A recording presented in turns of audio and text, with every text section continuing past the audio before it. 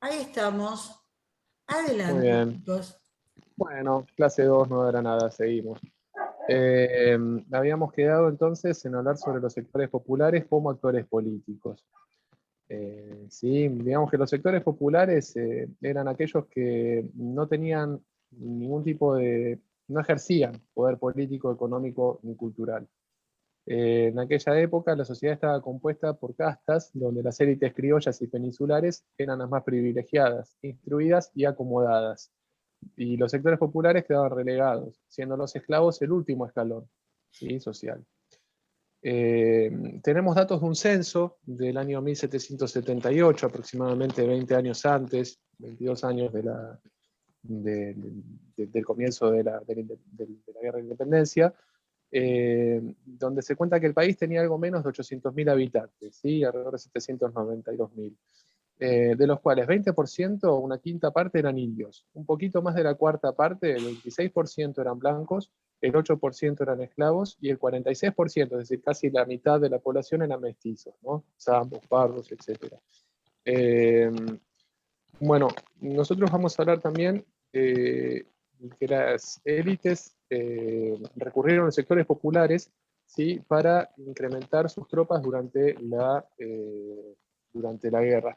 Esto no quiere decir que todos se identificaran con uno u otro bando, sino que los sectores populares fueron buscando sus propios, si se quiere, sus propios intereses también. Acá habría que hacerse la pregunta si realmente luchaban por la libertad del territorio o ellos estaban luchando por una libertad, por su propia libertad.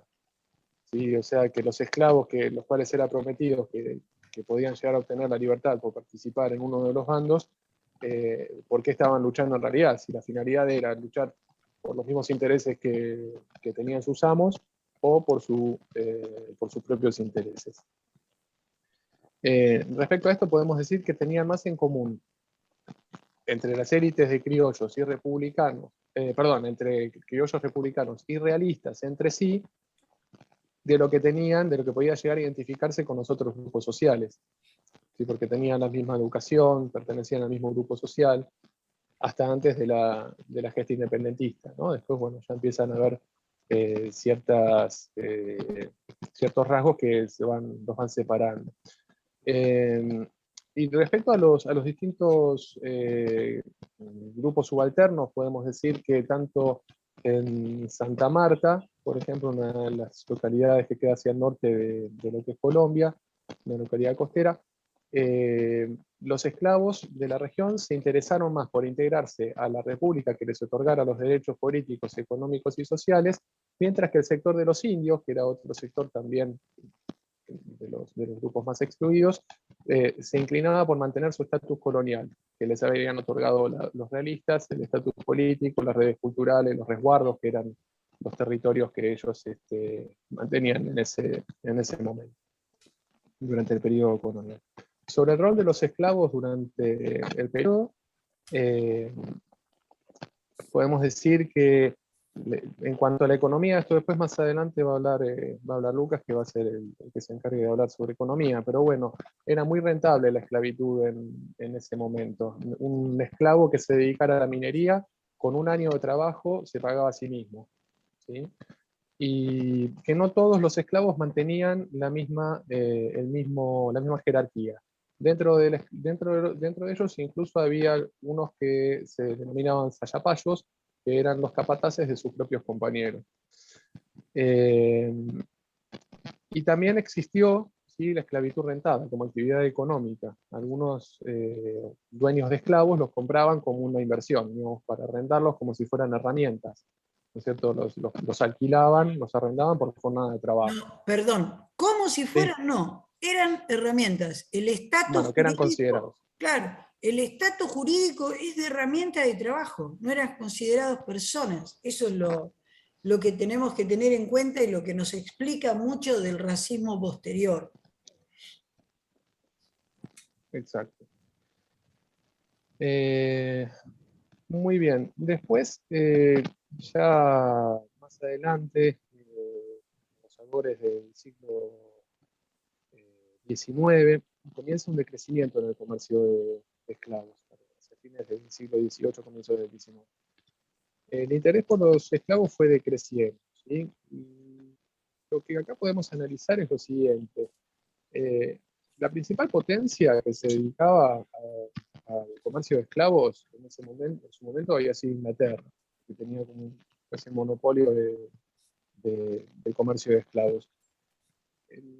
Luego de la independencia de Estados Unidos, de perder sus colonias en América del Norte, los ingleses empiezan a buscar otros territorios, bueno, ya tenían en vistas otros territorios para continuar su política de expansión, y se vuelcan hacia el África, colonizar el continente africano. Para lo cual ellos iban a necesitar esta mano de obra, digamos, ya dentro de su propio territorio, y no les era rentable sacarlos del África y venderlos en América posteriormente.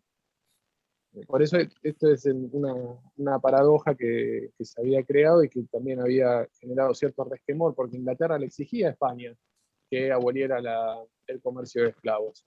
Les pedía que dejaran de comerciar con esclavos, y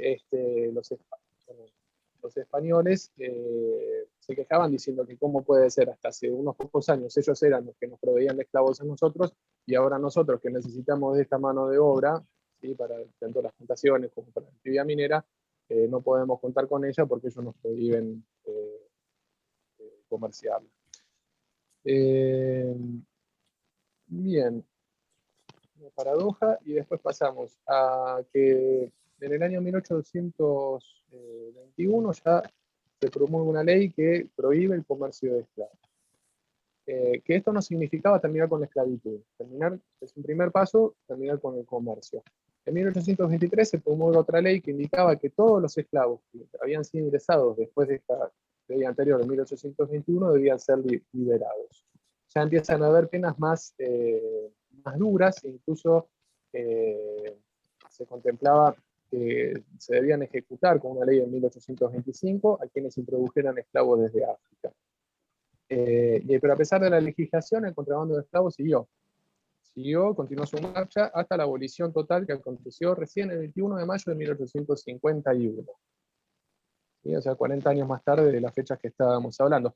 Cuando se declaró la libertad absoluta, que todavía quedaban en ese momento casi 16.000, 15.972 esclavos en el territorio de Colombia. Así que bueno. Pasamos a la siguiente, por favor, Lucas. El rol de la Iglesia Católica en el virreinato. Durante la época virreinal, la Iglesia Católica organizaba la urbanización, ¿sí? del territorio, y brindaba y afianzaba la identidad de sus pueblos. Esto como... Perdón, vos Sí, fíjate lo que estás diciendo, que compromete la espacialidad, compromete lo que es la trama de significados, porque ellos de alguna manera ejercen el poder y organizan ese territorio concebido, ¿no es cierto?, a través fundamentalmente de la legitimidad que le da lo que es la fe, ¿no? Es decir, cómo estamos trabajando la multidimensión simplemente con este análisis. ¿Sí? exacto. ¿Te queda claro lo que Sí, estoy diciendo? sí, profe, exactamente. Es Claro. el espacio concebido que traían, o que venían a ejecutar en el territorio. Exactamente, pero además la experiencia histórica te va a mostrar justamente cómo trabajaban, modelaban, si vos querés, la trama de significados, ¿no? Para llevar adelante esto. Es una doble labor, es decir, lo hacían Sí, a través de la práctica, pero también lo hacían a través de una legitimación de su tarea con la religión, ¿no? Es muy interesante exacto. lo que se plantea acá. Sí, de hecho, se fundaban ciudades con nombre de santos o de vírgenes, ¿no es cierto?, de Claro. figuras religiosas, lo cual, como decíamos, les otorgaba identidad e incluso cierta rivalidad, a veces entre una ciudad y otra, por una figura en particular. estaba el caso de dos localidades que habían rivalizado durante muchos años, que eran localidades vecinas de Arma y Río Negro, así que mantuvieron un conflicto por más de 80 años. Tuvimos que mediar la Real Audiencia en su momento para encontrar una solución al problema. También, bueno, respecto a esto, las fiestas patronales eran un modelo de encuentro para la sociedad. O sea, estaba la Plaza Mayor y la iglesia. Eran los dos puntos de reunión de la comunidad, ¿sí? Los dos puntos que aglutinaban a la comunidad. Es un espacio de socialización de los vecinos, ¿no? Y el párroco justamente era el ordenador espiritual que tenía, el ordenador de la comunidad en aquel momento. Bien, pasamos a la siguiente, por favor, Lucas. Bueno, el rol de la Iglesia durante la Revolución. ¿Sí? La Iglesia Católica jugaba un papel primordial en el control sociopolítico y económico de aquella sociedad. Es sabido.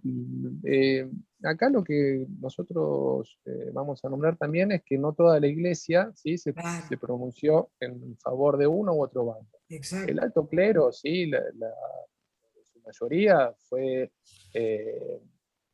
digamos, fue proclive a pronunciarse en favor de los realistas.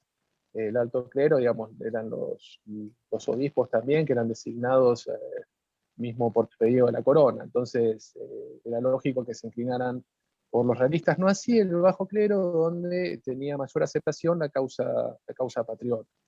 Esto se veía incluso reflejado en misas, ¿sí? En los sermones muy encendidos, se nombraban de uno y otro lado como arengas para las causas. Y también la iglesia fue cambiando a lo largo del tiempo, digamos, a lo largo de la Revolución. Algunos de los obispos que primeramente se habían pronunciado en favor de los realistas, al ver que estaba cambiando la situación, pasaron hacia el bando de los patriotas. La reacción del Vaticano en relación a ello fue que en un principio se dejan obispados vacantes, porque se expulsa a algunos obispos.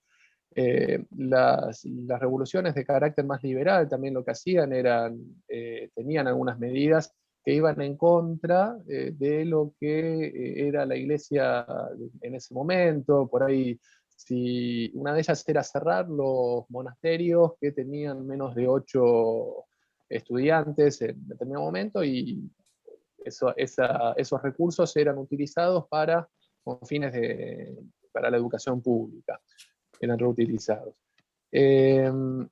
Decíamos, el Vaticano en Lo un vimos principio... claramente en Buenos Aires eso, ¿no? Con toda la secularización, por ejemplo, de la Recoleta.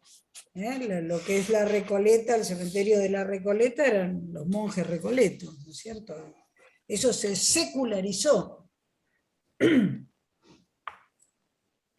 Secularizar es pasar Sí. Y pasó a manos del Estado, del Estado. del Estado laico, digamos. Eso quiere decir secularizar. Exacto. Bueno, acá se daba también el mismo principio. Decíamos entonces que el Vaticano no envía en un principio obispos para cubrir los cargos vacantes, de aquellos que habían sido expulsados, como de aquellos, bueno, que podrían haber fallecido durante los primeros años posteriores a la gesta revolucionaria.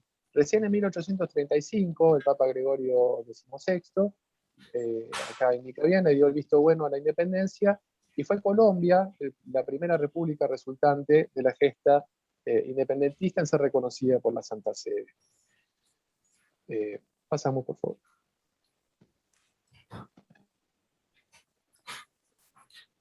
Bien, bueno, acá, profe, nosotros nos comprometimos a hacer lo que teníamos planificado en un principio.